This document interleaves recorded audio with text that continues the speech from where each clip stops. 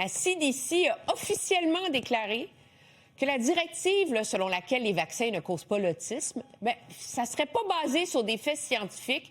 C'est écrit noir sur blanc maintenant sur le site de la CDC. Notre bon docteur Julien Cavana est avec nous de Atlanta. Bonsoir. Bonsoir.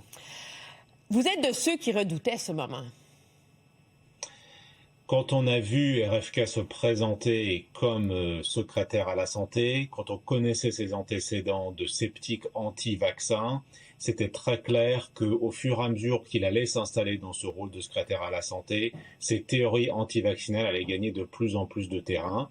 Et effectivement, hier, le site internet du CDC est mis à jour et raconte tout un tissu fallacieux, pseudo-scientifique, qui vient dire que on n'a pas la preuve que les vaccins ne causent pas l'autisme. Donc c'est une inversion complète de la charge de la preuve, alors que toutes les études longitudinales, épidémiologiques ont montré année après année qu'il n'y a pas de lien entre vaccination et autisme.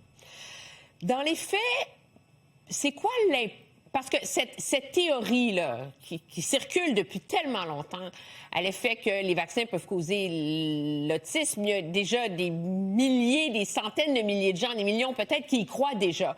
Le fait que ce soit le CDC qui l'accrédite soudainement et formellement, on n'est plus dans les suppositions, les craintes, qu'est-ce que ça va changer dans les faits aux États-Unis?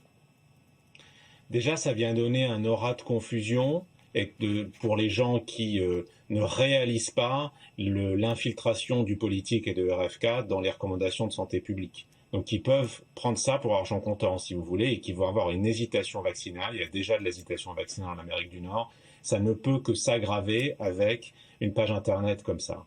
Et puis, il y a un effet, quelque part, tout aussi délétère, qui est la perte complète de crédibilité du CDC.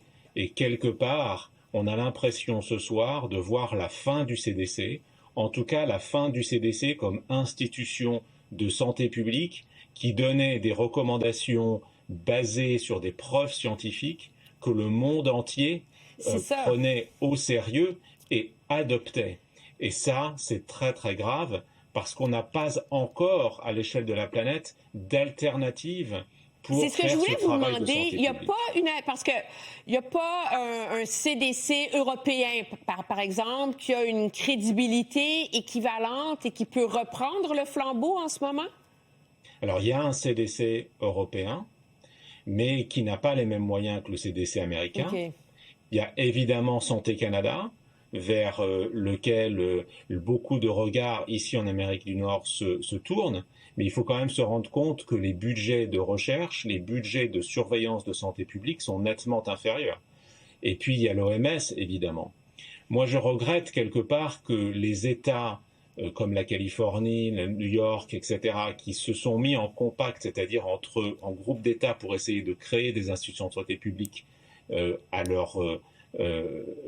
quelque part à leurs mains, c'est-à-dire avec des recommandations scientifiques crédibles, ne se soient pas mis ensemble ou peut-être même rapprochés du Canada pour mutualiser les moyens et avoir des institutions internationales qui auraient la crédibilité pour reprendre le flambeau, comme vous le dites. Docteur Julien Cavana, triste constat, alors qu'on voit que les pires craintes de la communauté médicale se matérialisent de mois en mois avec la présence de RFK Jr. à la tête du département de la santé. Merci beaucoup.